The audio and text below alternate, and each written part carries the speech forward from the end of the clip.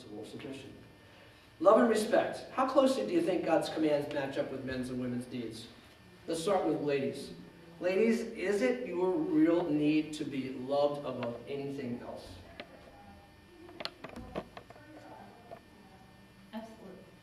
Absolutely.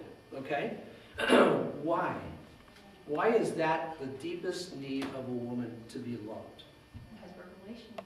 Because you're relational. Okay, number one. Okay, what else? Why else is it your deepest need to be loved? You're relational. Okay, what else? Do none of you ladies need to be loved? Or are you thinking, well, I don't want to say because if I do, my husband's going to go, oh, really? You know, you can go home and argue about things, but here, just kidding. So what are we doing here? Well, ladies, why is it a need for you to be loved? Why is it a need for you to be respected instead of loved? Why is love your primary need? Because that's the way God made you, okay? God made you to be loved, to be taken care of, to be protected and provided for, and all those kinds of things. That's the way God made you. Okay? Now, if you happen to be the CEO of a company, it doesn't make a difference. God still made you that way. Okay? If you run a business, it doesn't make a difference. God still made you that way. Okay? Why is it important for men to be respected? Guys, why is it important for you to be respected by your wives? Why is that your crucial need rather than to be loved? And number one, you're not relational. Okay, so there's the other side of that. But why is it important for you to be respected by your wives?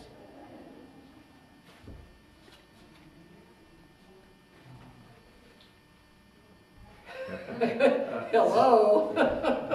Why is it important? Okay, why is it important for you to be respected? For you to sense that your wife respects you? Mine probably more so is my ego.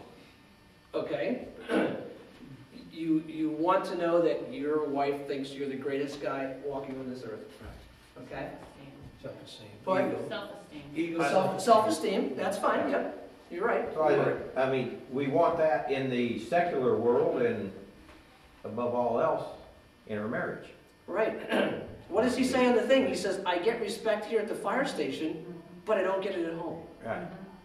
And so that's his, if I get it here, why can't I get it there? I have the same need there as I have wherever I'm at work. As Rich said, I think he put it well, that, I was going to say most of us, at least some of us, do have, enough of an ego that when we're out in the community, we like to assume we're respected. Mm-hmm. If we don't get that at home, that kind of shoots everything.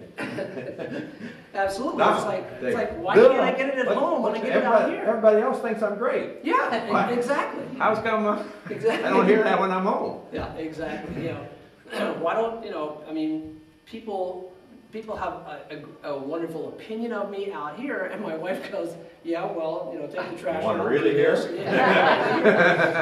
So we do need to feel that. That's the way God has made us, okay?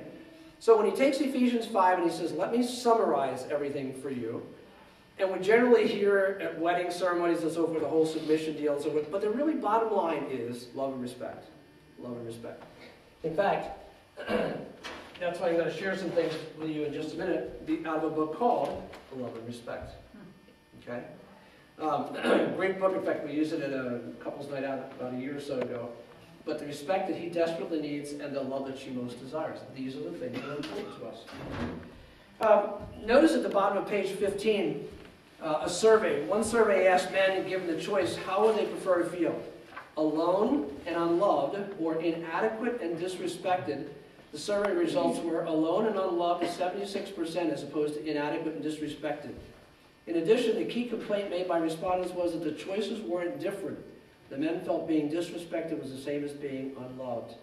Imagine, guys would choose to be unloved and alone above being inadequate and disrespected. I don't want to think I'm inadequate. Okay? I don't want to think I'm inadequate. And not just in a particular realm, not just in the physical realm, for example. I don't want to think I'm inadequate in providing for my wife.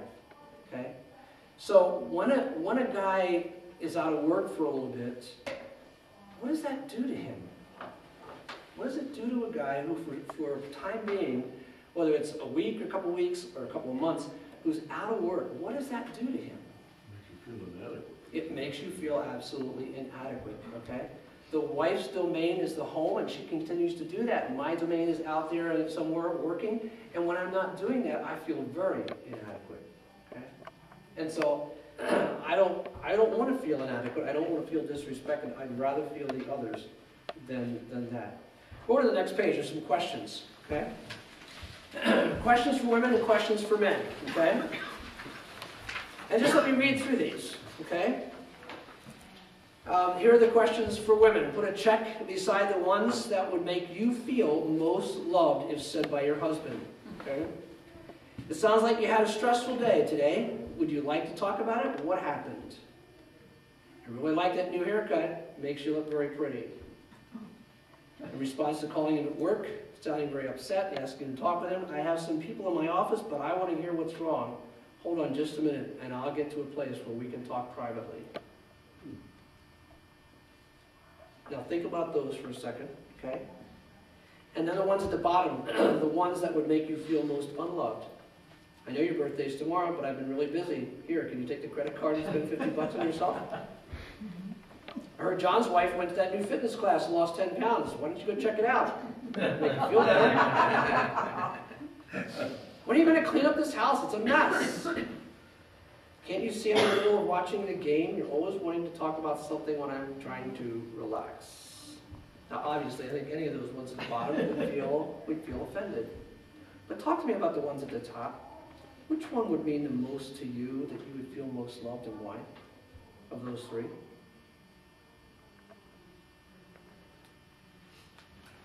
I marked the first and the third one because it just sounds, to me, it just is something that's emphasizing that he really cares. Okay. What's not wrong with the middle one, but why would that be probably your first choice for most of you?